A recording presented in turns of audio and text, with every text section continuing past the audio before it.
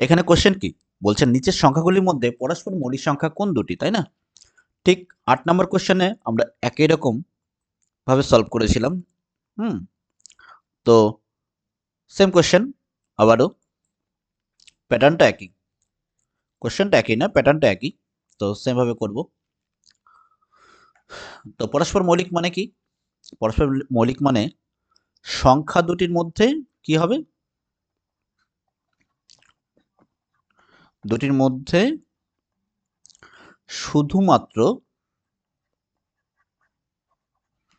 এক এর মিল থাকবে, অন্য কোনো সংখ্যা নয়, মিল থাকবে, সেটা হচ্ছে পরস্পর মৌলিক সংখ্যা। মাথায় থাকবে এটা। তো এখানে অপশন এর মধ্যে কি লিখেছে, 71 আর 497। আমরা দেখো ছোট সংখ্যাটা যেটা থাকবে ভাঙানোর চেষ্টা করে দেখো। 71-এর মধ্যে কি বলছে, 1 আর 71, 71 মৌলিক সংখ্যা আমরা জানি। আর মৌলিক সংখ্যা কি করে বের করতে হয়, যদি মৌলিক সংখ্যা বের করার হিসাব যদি তোমাদের অসুবিধা হয়, তা আগের প্রথম 60টা ভিডিও মৌলিক সংখ্যা কি করে বের করতে হয় প্রত্যেকটা অঙ্কের মধ্যে আলাদা আলাদাভাবে দেখানো হয়েছে। ঠিক আছে? তো দেখো এখানে 71কে এই 497 যে আছে, সরি, এভাবে করতে পারো, 497 যে আছে এটার মধ্যে দেখো এক উৎপাদক হবেই। তারপরে দেখো 497 একটা উৎপাদক হবে 7 হবে, কি করে বুঝলাম? এখান থেকে স্পষ্টই বোঝা যাচ্ছে 71কে যদি 7 দিয়ে গুণ করি, 7 থেকে 7, 7 7 49 পেয়ে যাচ্ছি আমরা। তাহলে কত হচ্ছে 71। তো দেখো এখানে একেরও মিল আছে, আবার 71ও মিল আছে, তাই না? একেরও মিল পাচ্ছি, 71 মিল পাচ্ছি। তো আমরা এখানে বলছি একের মিল থাকবে শুধু। তাহলে এটা কি মৌলিক সংখ্যা হলো পরস্পরের? এক পরস্পর কথার অর্থ হচ্ছে একে অপরের, একের একে অপরের। তো 71 497 এই দুটো সংখ্যা পরস্পরের কি মৌলিক সংখ্যা হলো কি? না, এটা মৌলিক সংখ্যা না। অপশন এ আমাদের আনসার হিসেবে আসবে না। Option B 37 487। আমরা এক কাজ করি, ছোট সংখ্যাগুলো দিয়ে ডাইরেক্ট বড় সংখ্যাগুলোকে ভাগ করে দিই, এরকম হতে পারে। হলো? দেখো আর সি নম্বর অপশনটা অটোমেটিক বাদ চলে যাচ্ছে কেন? এখানে দুটো সংখ্যার মধ্যে এক ছাড়াও দুই দিয়ে মিল পাওয়া যাবে। এখানে একক স্থানীয় অঙ্ক 6, এখানে একক স্থানীয় অঙ্ক 2। তো 6 আর 2 যেহেতু আছে, এটা 2 থাকবেই।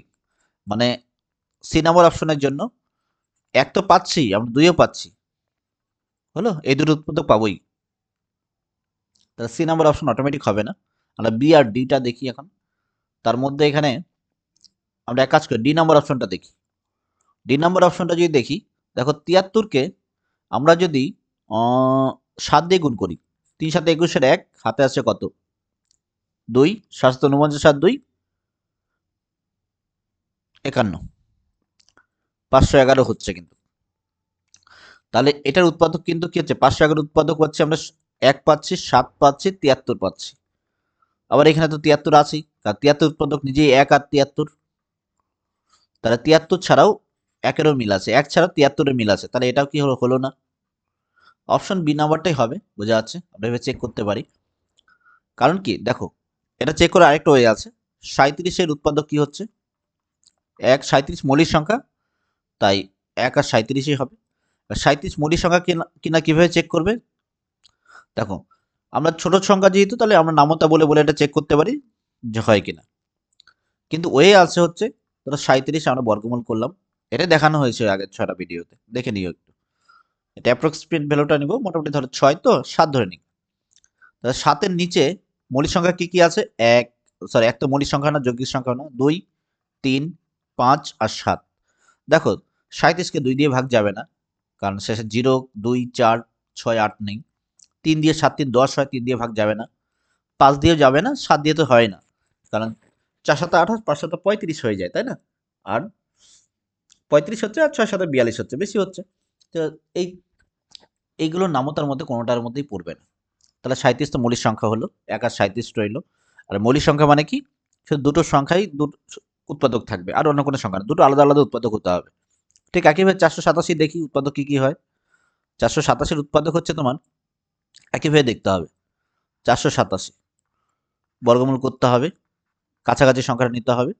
আমরা যদি এটা 625 নিয়ে নিই, তো 25-এর আগে পর্যন্ত কি কি আছে? 2 3 মৌলিক সংখ্যা নিতে হবে কিন্তু, 2 3 5 7 11 13 17 19 23। এই সংখ্যাগুলো দিয়ে দেখবো এটাকে ভাগ যায় কিনা। দেখো 2 দিয়ে ভাগ যাবে না, কারণ সে 7 আছে। 3 দিয়ে যাবে কিনা? 8 7 15 15 4 19, 3 দিয়ে ভাগ যাবে না। 5 দিয়ে যাবে না, কারণ শেষে 0 আর 5 নেই।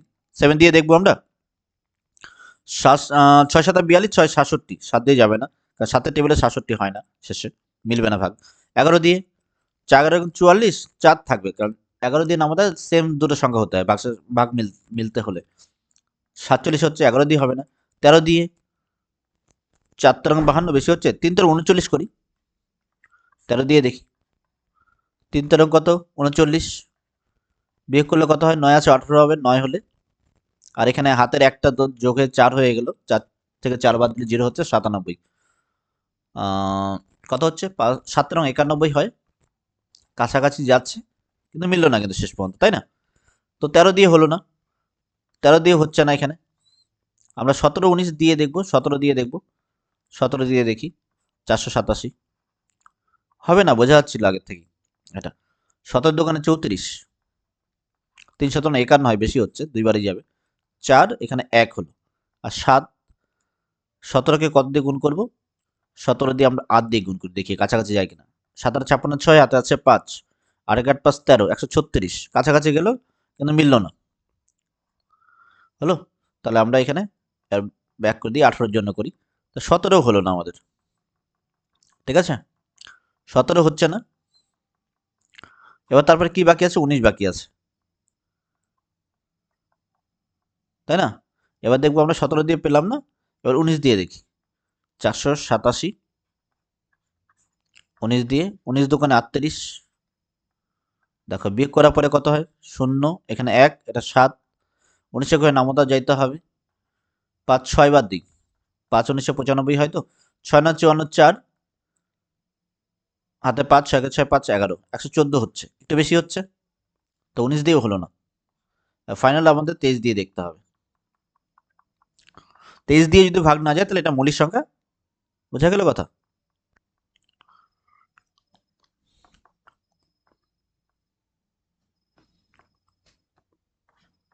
যেমন 19 দিয়ে গেল না, 23 দিয়ে দেখি এবার। 23 দোকানে 46 হবে, 46, বিয়োগ করে কত হবে? 2 হবে, আর 7 হবে। দেখো 23, এখানে 27, একবার দিতে পারি ম্যাক্সিমাম, বেশি দিতে পারবো না। তাহলে আলটিমেট 23 দিয়েও ভাগ গেল না। তাহলে কি পেলাম আমরা? এখন 37-এর, এখানে দেখো 37-এর জন্য কি হচ্ছে? এই কোণার দেখো, বাঁদিকে কোণায় 1 আর 37 উৎপাদক, অর্থাৎ ভাঙানোর পরে কি কি সংখ্যা পেতে পারি এখানে? তাহলে এটা মৌলিক সংখ্যা হয়ে গেল, এখানে 487 মৌলিক সংখ্যাই হচ্ছে এখানে। আর মৌলিক সংখ্যা হতে হবে এরকম কথা নেই কোনো, কিন্তু শুধু একের মিল থাকলেই হবে। অন্য কোনো সংখ্যা যদি মিল পাওয়া যায় একের বেশি, তাহলে কিন্তু সেটা মৌলিক সংখ্যা হবে, পরস্পর মৌলিক হবে না। আচ্ছা, এবার এখানে আমরা কি করতে পারি? এখানে দিয়ে দিই, কি কি হলো? এখানে 1 আর 487 ছাড়া আর কোনো সংখ্যার মিল পাওয়া যাবে না, কারণ এটা 487 নিজে একটা মৌলিক সংখ্যা। দেখো শুধু একের মিল আছে, তাই এটা হলো, এটা হ্যাঁ, এটা পরস্পরের মৌলিক।